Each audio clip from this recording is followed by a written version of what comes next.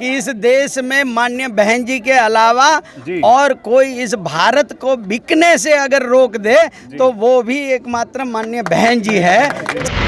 वो पत्थर नहीं है, वो हमारे सम्मानित महापुरुष हैं। वहाँ गरीब के बच्चे बाबा साहब के संविधान की बदौलत जो नौकरियाँ पाके आज अच्छी शिक्षा के साथ अच्छा रोजगार जो पा रहे थे, उसको बेचने का काम अगर आज जिस तरह से ये भारतीय जनता पार्टी और कांग्रेस के लोग मिलके कर रहे हैं, अगर उसको बचाने का काम कर सकती है तो बहन कुमारी मायावती जी कर सकती है।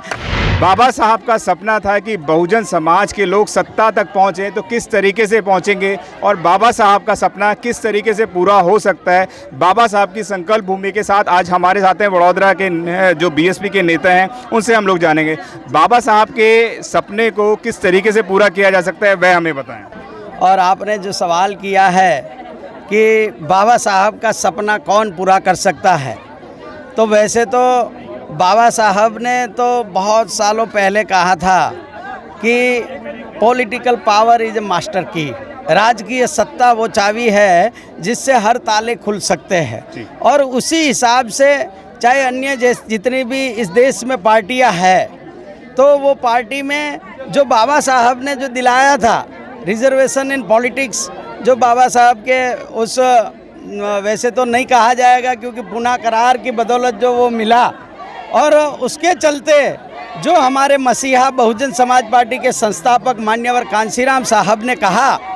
कि ये तो चमचा युग चल रहा है, और उन्होंने अपनी किताब में अलग अलग कई किस्म के चमचे दिखाए हैं। तो उन्होंने बताया है कि अगर इस बहुजनों का हित जो पूज्य डॉक्टर बाबा साहब आम्बेडकर जो चाहते थे, इस देश में सब लोग जो समता मूलक समाज की रचना करना जो बाबा साहब जो चाहते थे, वो अगर आज इस देश में अगर इस तरह से कोई काम कर रहा है तो सिर्फ और सिर्फ बहुजन समाज पार्टी और हमारी राष्ट्रीय अध्यक्ष बहन कुमारी मायावती जी के नेतृत्व। आप बहन जी की बात कर रहे हैं, लेकिन बहन जी के ऊपर तो तमाम आरोप लगते रहते हैं कि उन्होंने मूर्तियों का निर्माण करा है, इसके ज़्यादा कोई कार्य नहीं करा है, क्या कहना चाहेंगे?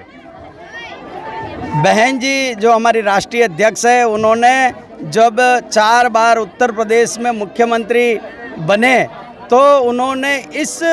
दबे कुचले समाज के जो महापुरुष थे, जिन्होंने इनको मान्यवर कांशीराम साहब ने इन सारे महापुरुषों को जो जिंदा किया, जो आगे की सरकारों ने चाहे बड़े महापुरुषों के साथ साथ पूज्य डॉक्टर बाबा साहब आम्बेडकर के विचारों को भी जो दबाने का काम किया था, उसको पूरे भारत में खास करके उत्तर प्रदेश में जब सरकार बनी तो इस बहुजन महापुरुषों को सम्मान देने का काम किया है। वो पत्थर नहीं है, वो हमारे सम्मानित महापुरुष हैं, और उसको जाके जब लोग यहाँ से जाते हैं, पूरे देश से लोग आते हैं, आज भी उत्तर प्रदेश सरकार को वहाँ आमदनी होती है, और साथ साथ जो जाते हैं वो बहुजन समाज के लोग भी गौरवान्वित होते हैं कि हमारे बहुजन महापुरुषों का एक इतिहास माननीय बहन जी ने उत्तर प्रदेश में खड़ा करने का काम किया है।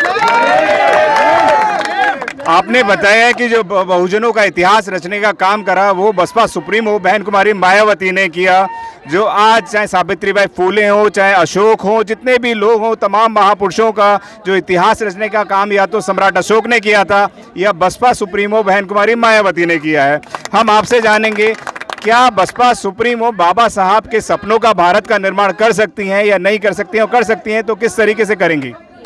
वो तो आपको पता है कि इस देश में माननीय बहन जी के अलावा और कोई इस भारत को बिकने से अगर रोक दे तो वो भी एकमात्र माननीय बहन जी है। जिस तरह से ये मूढ़ीवादी लोगों के हाथों इस देश के गरीब का निवाला बेच रहे हैं,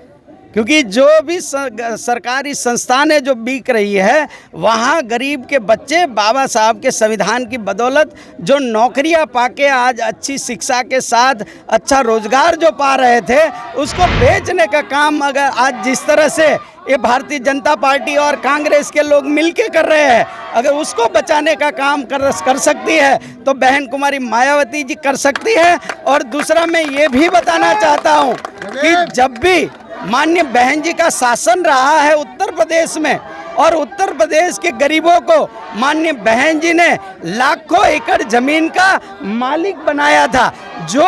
गरीब किसान मजदूर जो किसी के वहाँ मजदूरी कर रहा था उसको मालिक बनाने का काम अगर किसी ने किया है तो बहन कुमारी मायावती जी ने किया। साथ में शिक्षा के क्षेत्र की बात करें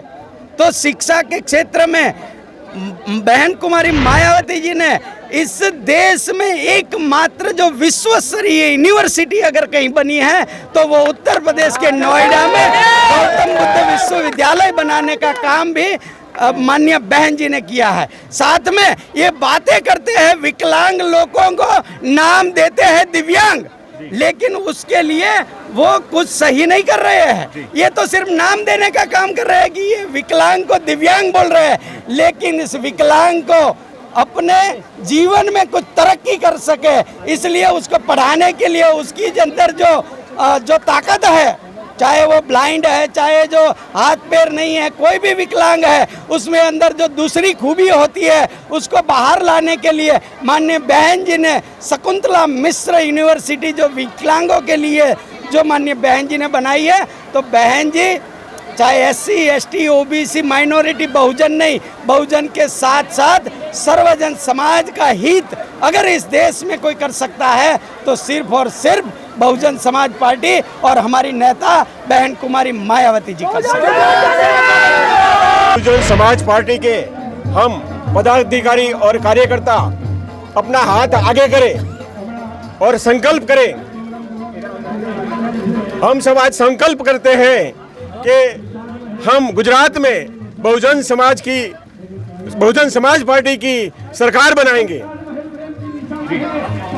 बाबा साहब डॉक्टर BR अम्बेडकर की संकल्प भूमि से आज हजारों लोगों ने ये प्रण किया है कि आने वाले समय के अंदर हम बहुजन समाज पार्टी की सरकार बनाएंगे। हमारे साथ महिला साथी भी हैं, महिला साथियों के साथ हम जानना चाहेंगे क्या बहुजन समाज पार्टी बाबा साहब के सपने को पूरा कर सकती है, नहीं कर सकती है, वह बताएं। बिल्कुल कर सकती है बहुजन समाज पार्टी। कर सकती है वह बताएं। जैसे कि हमारे इस पूरे देश में सिर्फ बहुजन समाज पार्टी ऐसी एकमेव देश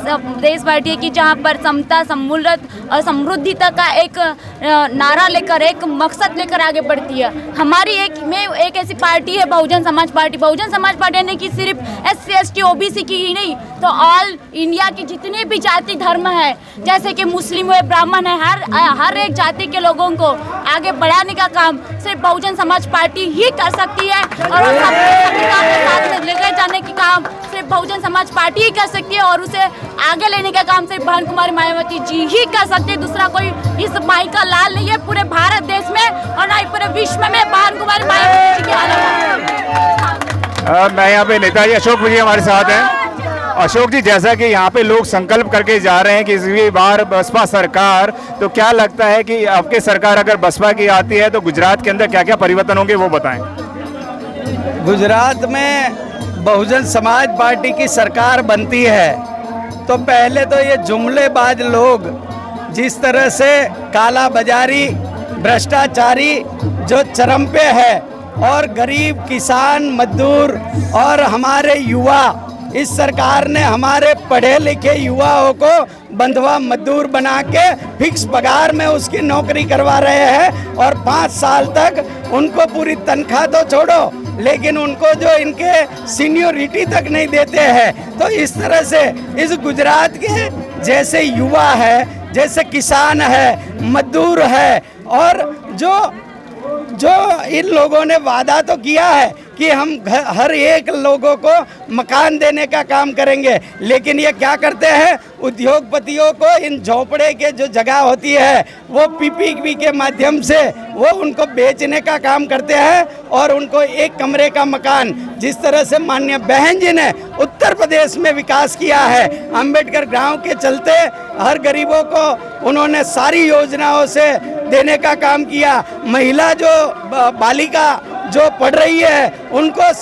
शिक्षा के लिए सारी सुविधा देने का काम किया। गरीब किसान मजदूर को जमीन देने का काम किया। यहाँ ये सरकारें जमीन देती है, किसको देती है? अदानी अंबानी को देती है और वहाँ से हेरोइन पकड़ा जाता है, 27,000 करोड़ का हेरोइन पकड़ा जाता है। तो इस तरह से अगर हमारे किसानों को जमीन दी जाए तो वो अपने बेटे को, अपने आने वाली पीढ़ी को वो पालने के लिए वहाँ से अन्न पैदा करेगा और उससे देश के गरीब को फायदा होगा। वो वहाँ हेरोइन और कोकीन पैदा नहीं करेंगे। इसलिए अगर बहुजन समाज पार्टी की सरकार इस गुजरात में बनती है तो माननीय बहन जी ने जैसे सर्वजन हिताय सर्वजन सुखाय की नीति के साथ उत्तर प्रदेश में सारे लोगों का हित किया है, और ऐसे ही हम लोग गुजरात में क्योंकि अभी तो देखो आप भारतीय जनता पार्टी क्या कर रही है, सरकार उनकी है लेकिन मोहरे बदल रही है। नीति बदलेगी तो लोगों को खुशहाली मिलेगी, ये तो मोहरे बदल रही है और मोहरे बदल के वो गुजरात का विकास होने वाला नहीं है। अगर आपने अभी तक हमारा चैनल सब्सक्राइब नहीं किया है तो सब्सक्राइब करें और घंटी का बटन बिल्कुल भी दबाना ना भूलें ताकि सभी लेटेस्ट खबरें पहुंच सकें आप पे सबसे पहले।